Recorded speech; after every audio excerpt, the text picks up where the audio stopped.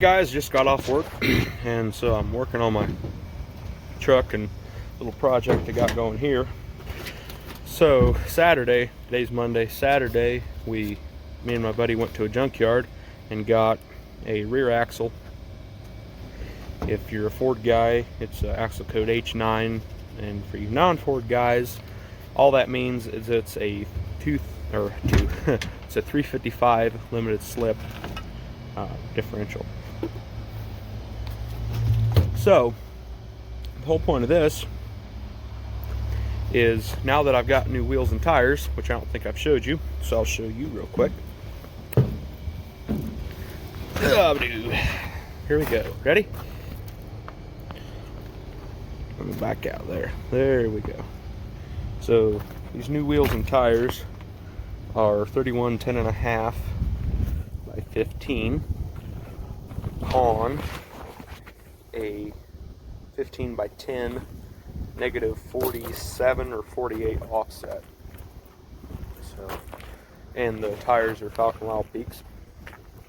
So far I'm liking them. They're got a nice deep tread to them. They're a little loud compared to my old ones. My old ones were those Kelly Edge ATs, and they're not a terrible tire, but I wouldn't put them on a truck again. They're too soft of a compound for my liking. They're almost shot. Oh, let me get my drink here. They're almost shot, and they got about 26,000 on them. So for being a 50,000 mile rated tire, that's pretty bad. Thing is, they're a P-metric tire, and they were on this F-150, and it weighs about 4,200 pounds, and I was pulling stuff with it, and yeah, I did burnouts, but it wasn't consecutive. It wasn't like every day, and they weren't long burnouts. You know, it was just one tire squealing, that was it, you know, whatever. So I don't feel like the burnouts, I mean, yeah, it moved the process on a little faster, but I don't feel like it was the main reason, whatever. So anyway, these new wheels and tires are a little heavier than my old setup, and they're a little bigger. So this truck has the inline 6 in it, and 31s and an inline 6 and 308s don't exactly go together, and a 5-speed tranny. So that 5-speed, that Mazda tranny is geared way too high for pretty much everyone's liking. Unless you're just cruising, you know, you're just cruising down the highway or something, it's okay. But if you're going to be pulling or anything, it's not ideal. So anyway, so the reason I went through all that was to say that I'm re-gearing to 355, and right now it's an open diff. So in other words, it's a one-wheel drive. So anyway, I wanted to get limited slip. Well, I went to the junkyard, pull-it yard, whatever you pull it type yard, and there was a truck in there with the code H9B. Now that B on there means it has limited slip front and rear in a 355. So me and my buddy went Saturday to go pull them 2 axles, and when we got there, I looked at another truck that was, I don't know, 2-3 rows over, and this axle was already almost taken out. They had already taken the springs off, which was a big deal to me because I would have either had to cut the springs or cut the U-bolts, and we didn't go like extremely prepared. I took a side grinder or an angle grinder, whatever, and I was going to cut it, and we end up having to cut the, here, I'll just show you real quick. We just had to cut these sway bar connector rods, I guess that's what you call it, sway bar connecting rods, whatever. I don't know, whatever you call this bar here. Had to cut them off, both of them, and then I just used the angle grinder and cut like the brake lines off, just because I didn't bring side cuts. That's how unprepared I was. And Oh, the drive shaft was already off, so that was a huge help, because those can be kind of a booger, because you've got those four bolts in there, and those rust in, and they're a 12 point, and you can't get a ratchet in there, so you have to use a sock, or you have to use a open box and whatever, and on the closed side.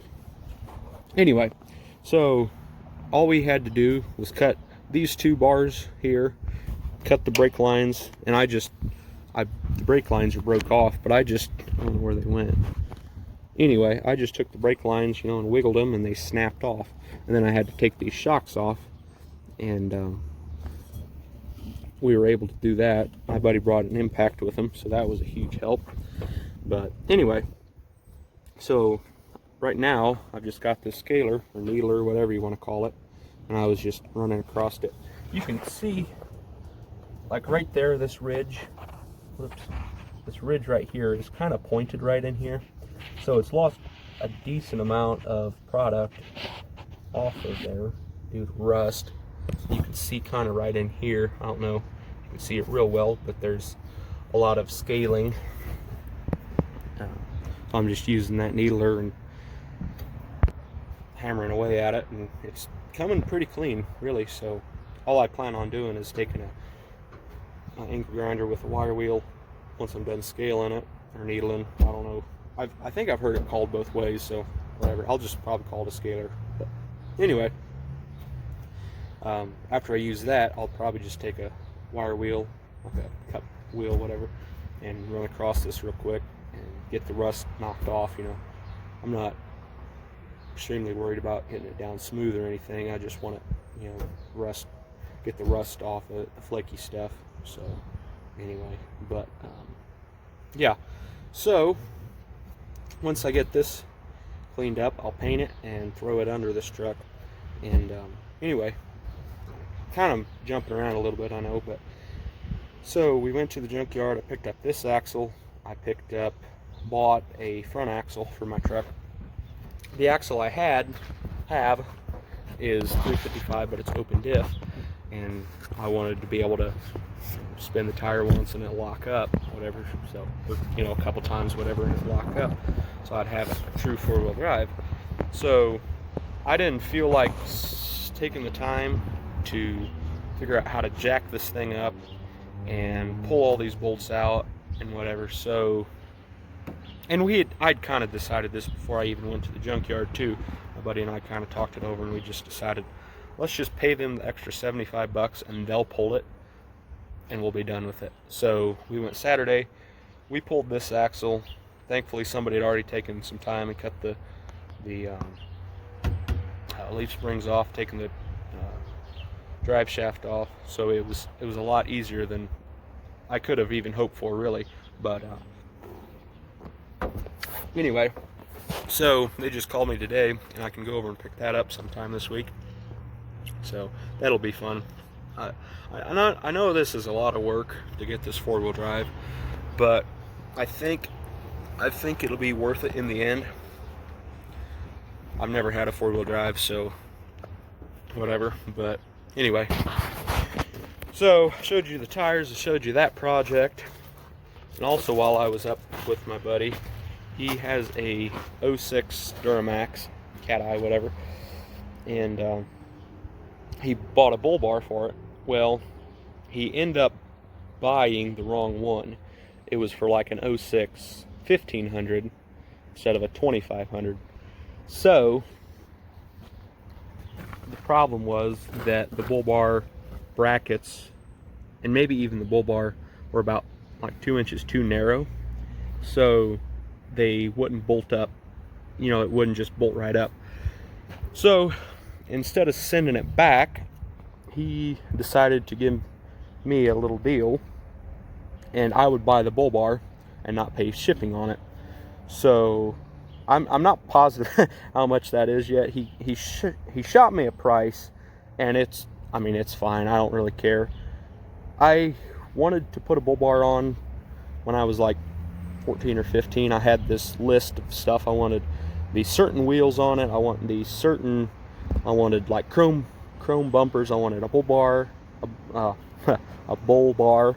I wanted a billet grill. I wanted, you know, this size tire. I wanted steps on it. I wanted, you know, I had this list of stuff that I wanted to do to this, and some of it I've done, like these tires.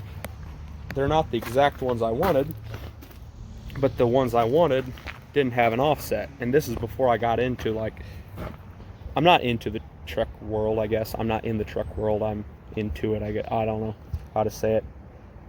I don't know. Anyway, that was before I started looking at like custom offsets and stuff like this, and seeing guys with these spaced out tires with these negative offsets and whatnot. So anyway, enough of that. But anyway, so I end up getting this bull bar off of him. So I'll show it to you real quick. So there she is.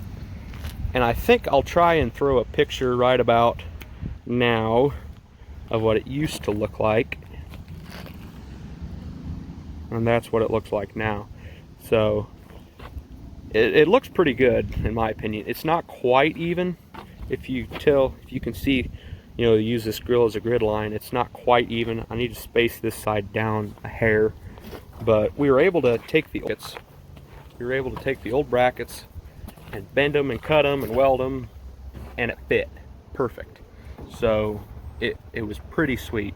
I didn't have to do, you know, make new brackets. Well, I used all the old brackets, stock brackets or whatever. I just cut them, bent them, re-welded them, and I didn't have to, you know, go buy steel or anything. I was able to use all the parts that they supplied with that bull bar. So it was pretty sweet, and I think it looks pretty good too. So I think eventually I'm gonna figure out a way to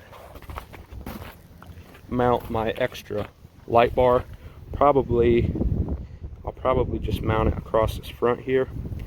Maybe move that one back a little bit and just mount it, you know, just put screws in here. Anyway, so I'd have twice the light bar. But anyway, hopefully that'll work. But so to get this four-wheel drive, I've got to swap front and rear axles. I need to get new springs, because these springs we got off Rock Auto, like, let me think now. Had this truck license for 2 years, so it'd have been like 3 years ago max, and they've already settled a ton. And I don't know what number spring they are, so I can't exactly tell if they're two-wheel drive spring or four-wheel drive spring. I would assume they're two-wheel drive, but who knows. Anyway, Dad bought them. I think he got them off Rock Auto. He might have got them out of like Napa or something. Anyway, but my plan is to get a little taller spring, like a F250 spring maybe. I don't want to have to deal with the tires wearing, you know, because they're cambered wrong. But I'm tempted to just go break down and spend the 100, or what is it? Not 100. It's like $300, $350 for the 2.5-inch lift kit from Rough Country, and just do it right and put new brackets on and whatnot. And hopefully the camber should be fine. I mean, they designed them to, you know, lift your truck and drop your bracket, drop your radius arms and your, you know, cross members and all that. So I would sure think that would take care of that. But anyway, I mean, I know you gotta adjust it a little bit, but anyway, so I guess we'll see. Whatever. I kind of don't want to spend a ton of money on it. I know I've already got like $4 grand in it or something. I know this is stupid, but I bought the truck for like $600. So you put $450 worth of axles in it, and then you put a $300 lift kit on it, and then I've got $600 and some in wheels or tires, $200 in rims. Thing is, I can't go buy a new truck or a newer truck and not put that much more money in it. So I don't know, I'm just stuck with what I got for now. And it's a fun truck too. It's not anything pretty, you know. There's a boatload of rust in here and stuff, but I'll go hang out with my buddies, and most of them anyway, just love the truck. It's goofy, but for some reason people like it anyway. And it's fun because it's manual and whatever. So, and with this new straight pipe and all, it sounds pretty sweet too. So anyway, but yeah, I just thought I'd do a little update and let you guys know what's happening. Hopefully here in the next week or two we can start on this flatbed. I know I said that like 2 months ago, but it's been raining a boatload here in Illinois. It's actually rained. This is one of the wettest Julys that we've seen in a long time. So yeah, we got like 8 inches of rain 2 weeks ago and been getting about an inch of rain at least every week since. So I think we just got like 1.5 inches. What day would that have been? Saturday night, something like that. So anyway, so I can't tear this truck totally down at the moment because my only other means of transportation at the moment is my motorcycle. And I gotta fix Mom's car up, fill the tires up and stuff. It's been sitting there forever and not been running. So I don't know, I could drive it, but I gotta get the tires filled up and fix the window and stuff before I can actually drive it. All that to say, I can't always drive my bike to work because it'll be raining and stuff.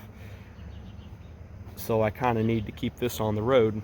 And once I tear the bed off, I'm sanding the frame down, or grinding the frame down, whatever, painting it, replacing the rear main seal, so I gotta pull the tranny. And I don't know, it's not going to be like a day or two project. You know, this is going to be a couple week project. So at the moment I can't have that much downtime yet.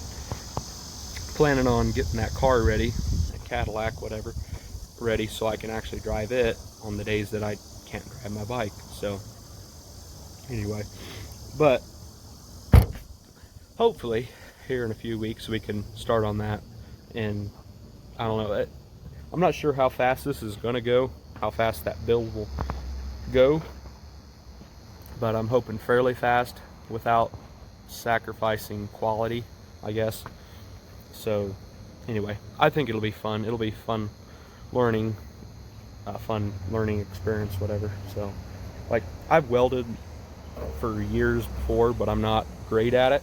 So I've got to weld all my skirting. I've got to there's some woodwork involved because I'm doing it's mainly a wood flatbed. So you know, there'll be some some steel work, some metal work, some wiring, all that type of fun stuff, painting. So yeah, it's, like I said, it's not going to be a day or two project, but I think it'll be fun and it'll be worth it in the end. But anyway, I rambled on long enough. Anyway, you guys take care, and I'll talk to you next time.